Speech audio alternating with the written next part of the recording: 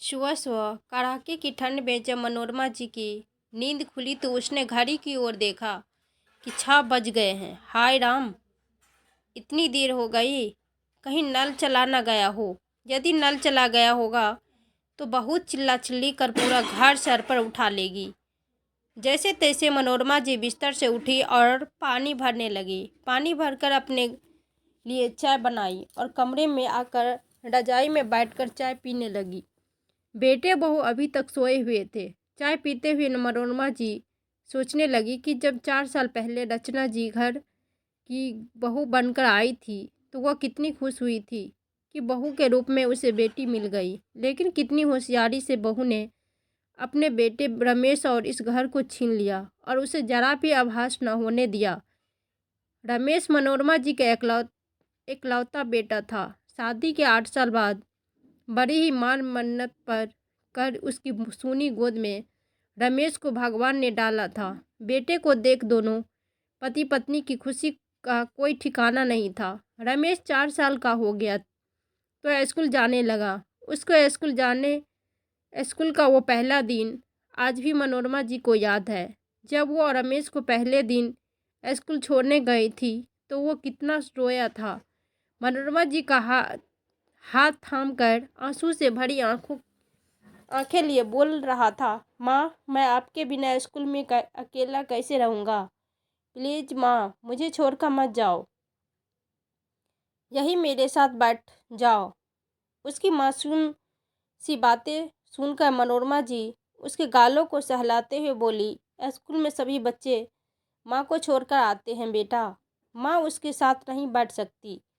धीरे धीरे तुम्हें आदत हो जाएगी मेरे लाल। ये सुनते ही रमेश ने मनोरमा जी से लिपट कर कहा, आते होंगे सभी बच्चे, उन्हें उनकी माँ से प्यार नहीं होगा। मैं तो आपसे बहुत प्यार करता हूँ माँ, मैं आपके बिना नहीं रह सकता। जैसे तैसे करके मनोरमा जी उसे बहला फुसलाकर उसकी क्लास में बैठाकर आई थी। धीरे धीरे रमेश को स्कूल जाने की आदत हो गई तो उसका रोना भी बंद हो गया और खुशी खुशी स्कूल जाने लगा। समय बीता, रमेश बहुत बड़ा हुआ, उसकी नौकरी लग गई तो मनोरमा जी उसकी शादी के लिए उसके पीछे पड़ गई। रोज रमेश से कहती, जल्दी से शादी कर ले बेटा और मुझे बहू ला दो जो इस घर को खुशियों से भर दे, जिसके आने से घर में और भी रौनक आ जाए। पर रमेश हर बार कोई न कोई बहाना बनाकर टाल जाता। एक एक करके रमेश अपने माता पिता के लाए हुए हर रिश्ते को इनकार कर देता। एक दिन रमेश के पिता श्यामलाल जी से पूछ ही लिया, बेटा, तुझे कोई लड़की पसंद हो तो मुझे बता दे, कहीं फालतू में हम बहू ढूंढने के लिए परेशान हो रहे हो। तो रमेश ने धीरे से अपनी माँ के पास बैठते हुए कहा, माँ, एक लड़की है रचना, मेरे साथ कॉलेज में पढ़ती थी, अभी वो एक स्कूल में टीचर है। मैं उससे बहुत पसंद करता हूँ और वो भी मुझे बहुत पसंद करती है। तो मनोरमा जी ने पूछा, जिस दिखने में कैसी है? तो रमेश बोला, बहुत खूबसूरत है माँ। आज पहली बार मनोरमा जी के मन में ये बात चुभी, क्योंकि आज तक उसके बेटे ने कभी उससे कोई बात न छुपाई थी। खैर, जल्द ही मनोरमा जी और श्यामलाल जी की रचना और उसके घर वालों से मिले और दोनों का रिश्ता तय हो गया। जल्द ही रचना मनोरमा जी के घर बहू बनकर आ गई। बहू आने के बाद मनोरमा जी बहुत खुश थी। रचना ने जल्द ही घर को अच्छी तरह संभाल लिया था। दोनों सास बहू मिलकर काम कर लेती थी। सबका जीवन बड़े ही अच्छे से कट रहा था। शादी के बाद रचना ने एक प्यारी सी बेटी को जन्म दिया तो मनोरमा जी और श्यामलाल जी की खुशी का कोई ठिकाना नहीं था। वो पूरे दिन अपनी पोती के साथ खेलते खुश रहते, पर अचानक से एक दिन हार्ट अटैक से मनोरमा जी के पति श्यामलाल जी की मौत हो गई। पूरे परिवार पर जैसे दुखों का पहाड़ ही टूट पड़ा। बेटे, बहू और पोती के मुंह में अंधी मनोरमा जी अपने पति को समय देना ही भूल गई थी। उसे पता न था कि इतनी जल्दी ही श्यामलाल जी उसका साथ छोड़कर चले जाएंगे। कई बार लाल जी मनोरमा जी से कहते थे क्या हर समय बेटे बहू और पोती के आगे पीछे घूमती रहती हो? कभी समय निकालकर मेरे साथ भी बैठ जाया करो। ऐसा न हो एक दिन तुम पछताती रह जाओ। आज सच में मनोरमा जी को पछतावा हो रहा था, पर क्या करे, चाहकर भी बीता हुआ समय वापस तो नहीं ला सकती थी। श्यामलाल जी की मृत्यु के 4 महीने बाद ही रचना ने बड़ी ही चालाकी से पूरे घर पर अपना अधिकार जमा लिया था और धीरे धीरे मनोरमा जी से काम लेना शुरू कर दिया। माँ, आज मुझे नहाने में देरी हो गई, क्या आप रमेश के लिए नाश्ता बना देगी? तो मनोरमा जी भी खुशी खुशी नाश्ता बना देती। कभी बहू कहती, माँ आज मेरी तबीयत ठीक नहीं है, अपनी पोती को नहला दो, स्कूल के लिए तैयार कर दो। तो मनोरमा जी भी खुशी खुशी सब काम कर देती। पर धीरे धीरे रचना ने हर घर के सारे कामों से हाथ पीछे खींच लिया और मनोरमा जी के ऊपर हर काम की जिम्मेदारी लाद दी। सीधी शादी मनोरमा जी भी रचना की मंशा को जान ही न पाई और सारी जिम्मेदारी अपने ऊपर ले ली। जब उसके पति श्यामलाल जी जीवित थे, काम तो वो तब भी करती थी, पर तब कभी ऐसा महसूस नहीं हुआ कि वो किसी के ऊपर अधीन है। पहले इस घर में जो कुछ भी था उसका अपना था, पर ऐसा नहीं था। अब मनोरमा जी के हर काम में रचना मीन मेघ निकालने लगी थी। उन दिनों रमेश की भी दफ्तर में अधिक व्यस्त हो गया था। मनोरमा जी अपने बेटे से शिकायत तो करना चाहती थी, पर बेटे का पत्नी के प्रति प्रेम देखकर उसे लगता कि बेटा अब पत्नी भक्त हो गया है। उसे एक शब्द भी कहूँगी तो वो मेरी नहीं सुनेगा, लेकिन इसीलिए चुप रह जाती। मन ही मन में उसके एक टीस सी उड़ती थी कि बहू तो पराई थी, पर बेटा तो अपना था। जो बेटा बचपन में उसे 1 मिनट भी दूर नहीं रह सकता था, आज उसके पास अपनी माँ के लिए समय ही नहीं है। पर इस कमी को वो अपनी पोती के साथ खेल कूद कर दूर कर करती, लेकिन रचना से दादी पोती का ये स्नेह भी बर्दाश्त नहीं हुआ। रचना अपनी बेटी को अपनी दादी के करीब नहीं जाने देती। जिस घर में कभी मनोरमा जी पति का हाथ थामकर महारानी बनकर आई थी, आज उस घर में उसकी स्थिति एक नौकरानी की तरह हो गई थी। माँ, कब से आवाज़ लगा रही हूँ, कहाँ खोई हुई हो? नाश्ता नहीं बनाना है क्या? रमेश को देरी हो जाएगी। बहू की आवाज़ से मनोरमा जी अतीत से वर्तमान में लौटी और जल्दी से रसोई में जाकर नाश्ते की तैयारी करने लगी। पति को गुजरते हुए 1 साल भी बीत गया, पर इस साल भर से घर से एक पल भी उन्हें सुख का नसीब नहीं हुआ। रचना का मायका भी इसी शहर में होने की वजह से वो सुबह जाती और शाम को लौट आती। ऐसे में भी घर की जिम्मेदारी मनोरमा जी पर ही रहती। एक दिन रचना ने अपने पति रमेश से कहा, मेरी बुआ की बेटी की शादी है, इसीलिए मैं 2 दिन के लिए शादी में जा रही हूँ। तो रमेश ने भी हाँ कर दी। उसके हाँ बोलते ही रचना और उसकी बेटी शादी में जाने के लिए निकल गई। अगले दिन रोज की आदत अनुसार मनोरमा जी की नींद सुबह 5 बजे खुल गई, पर फिर भी घड़ी देखी तो फिर से सो गई। आज उसका उठने का मन ही नहीं कर रहा था। आज उसे किसी बात का डर नहीं था कि पानी चला जाएगा तो बहू चिल्लाएगी। उसे पता था कि नल 7 बजे तक तो चलेगा ही, इसीलिए आराम से फिर से सो गई। जब आँख खुली तो सुबह के 8 बज चुके थे। देखा तो रमेश चाय का कप हाथ में लिए उसे आवाज़ दे रहा था, माँ उठो, चाय पी लो। क्या हुआ माँ, तबीयत ठीक नहीं है क्या? आज तुम अब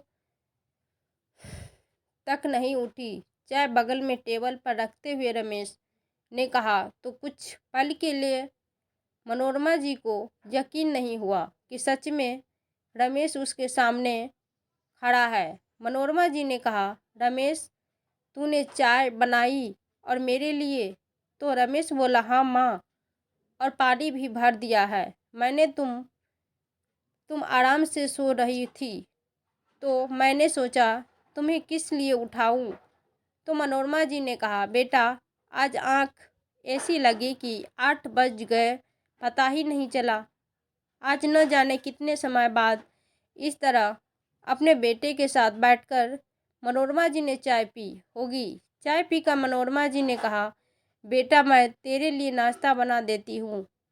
नहीं माँ, आज मुझे ऑफिस में ज़्यादा काम नहीं है, इसलिए मैं दोपहर में ही घर पर आ जाऊँगा और अभी मैं ब्रेड बटर खाकर चला जाऊँगा। तुम आराम करो, कहकर रमेश से उठकर चला गया और कुछ देर बाद ही ऑफिस के लिए तैयार हो गया और जाते जाते मनोरमा जी से बोला, माँ आज दोपहर का खाना मत बनाना, मैं बाहर से कुछ लेकर आऊँगा। बोलकर रमेश वहाँ से निकल गया। तो आज मनोरमा जी भी नहा धोकर तैयार होकर आंगन में बैठे धूप का आनंद ले रही थी, वरना बाकी दिन तो वो इस समय घर के कामों में लगी रहती थी। तभी उसे सामने से अपनी पड़ोसन आती हुई दिखाई दी तो मनोरमा जी भी गेट खोलकर बाहर चली गई और उनसे बातें करने लगी। दोनों बहुत देर तक बातें करती रही। आज मनोरमा जी बेफिक्र होकर पड़ोसन से बातें कर रही थी, क्योंकि बाकी दिन अगर मनोरमा जी किसी पड़ोसन के साथ बोल भी लेती तो बहू उन्हें खा जाने वाली नज़रों से घूरने लगती, पर आज कोई उसे रोकने टोकने वाला नहीं था। बातें करते करते 1 घंटा कब बीत गया उन्हें पता ही नहीं चला। अंदर आकर मनोरमा जी ने कुछ रिश्तेदार और सहेलियों को फ़ोन लगा लिया, जिनसे वो चाहते हुए भी बात नहीं कर पाती थी।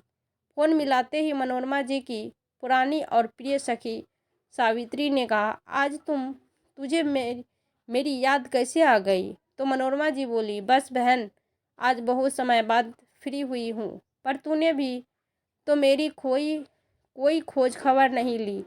तो सावित्री बोली, मैं तो तुझे बहुत याद करती हूँ, हम सब सहेलियाँ तो अधिकतर मिल ही लेती हूँ है, बस तू ही गायब रहती है। कई बार हम सब ने तेरे लैंडलाइन पर कॉल भी किया, पर तेरी बहू ने हर बार कुछ न कुछ कहकर बात टाल ही दी। अच्छा बता अब कब आ रही है हम सब से मिलने। तो मनोरमा जी बोली, मैं रमेश से पूछकर बताऊंगी, यदि उसके पास समय होगा तो मैं किसी दिन ज़रूर मिलने आऊँगी। कुछ देर बाद करके मनोरमा जी ने फ़ोन रख दिया। दोपहर को रमेश जल्दी घर आ गया। बाहर से मनोरमा जी का मनपसंद खाना भी लाया था। दोनों माँ बेटे ने साथ बैठकर खाना खाया। तभी मनोरमा जी ने कहा, बेटा मुझे मेरी सहेली सावित्री और बाकी सब बहुत याद कर रही है, क्या तू मुझे उनसे मिलाने के लिए ले चलेगा। तो रमेश बोला, हाँ बिल्कुल ले चलूँगा, हम कल ही चलेंगे। तो मनोरमा जी खुश हो गई। वो जानती थी कि रमेश उसे कभी कहीं नहीं कहेगा, परंतु उसने खुद ही उसकी शादी के बाद संकोच बस से रमेश से अपने मन की बात कहना ही छोड़ दिया था। आज रमेश की बात सुनकर मनोरमा जी को लग रहा था कि वो उसकी भूल थी। उसका बेटा आज भी उसकी किसी बात को नहीं टाल सकता। रात को दोनों माँ बेटे खाना खाकर सो गए और अगले दिन मनोरमा जी बहुत दिनों के बाद कहीं जाने के लिए तैयार हो रही थी। अच्छी सी साड़ी पहन अपने आप को आईने में निहार उसे फुर्सत ही नहीं मिली। ऐसे अपने आप को देखने की थक जो इतनी जाती थी, काम के बाद सीधी बिस्तर पर लेट जाती। तभी रमेश ने आवाज़ देते हुए कहा कि चलो माँ, देरी हो रही है। ताला लगाकर मनोरमा जी रमेश की बाइक पर बैठकर अपनी सहेली के संग मिलने के लिए निकल गई। आज उसका मन बहुत खुशी से भर गया था। न जाने आज कितने समय बाद उसने इस खुले वातावरण में सांस ली होगी। कुछ देर बाद दोनों में माँ बेटे सावित्री के घर पहुँच गए। वहाँ सभी सहेलियाँ मनोरमा जी का बेसब्री से इंतजार कर रही थी। सभी सहेलियाँ बातों में खो गई। कब समय बीता पता न चला। शाम को ऑफिस से आने के बाद रमेश ने कहा, माँ चले क्या, शाम हो गई, आज सभी सहेलियों से मिलकर मनोरमा जी बहुत खुश थी। घर जाते समय रमेश ने गाड़ी ठेले पर रोक दी और बोला, चलो माँ, पानी पूरी खाते हैं। तो मनोरमा जी ने हंसते हुए कहा, बेटा, इस उम्र में इस तरह यहाँ खड़े होकर। मनोरमा जी आगे कुछ कहती, उससे पहले ही रमेश बोल पड़ा, माँ, तुम भी न कितना सोचती हो। चलो भी। दोनों ने पानी पूरी खाए और घर आ गए। रात को खाना पीना खाकर दोनों माँ बेटे अपने अपने कमरे में सोने चले गए। मनोरमा जी भी थक गई थी तो लाइट बंद कर दी, बिस्तर पर लेट गई और मन ही मन आज बहुत खुश थी। बहुत समय बाद उसने इतना खुलकर जीवन जिया था। तभी रमेश ने आवाज़ दी, माँ सो गई क्या? नहीं बेटा, नींद नहीं आई है, आजा अंदर आजा। तो रमेश अंदर आ गया और मनोरमा जी के पैरों के पास बैठते हुए बोला, आज तुम बहुत थक गई होगी ना माँ? तो मनोरमा जी ने बोली, हाँ थक तो गई हूँ बेटा, पर आज मैं बहुत खुश हूँ। आज बहुत समय बाद मेरी सहेलियों से मिलकर मुझे बहुत अच्छा लग रहा है। तूने मेरी ये इच्छा पूरी कर दी। बेटा कब से मिलने का सोच रही थी। तो रमेश बोला, माँ सच कहूँ, मुझे भी उन सब से मिलकर अच्छा लगा। जो उन लोगों से प्रेम और अपनापन है वो आज के लोगों में कहाँ। लेकिन क्या करें माँ, अपनी व्यवस्थाओं के कारण हम अपने ही दायरे में सीमित होकर रह जाते हैं।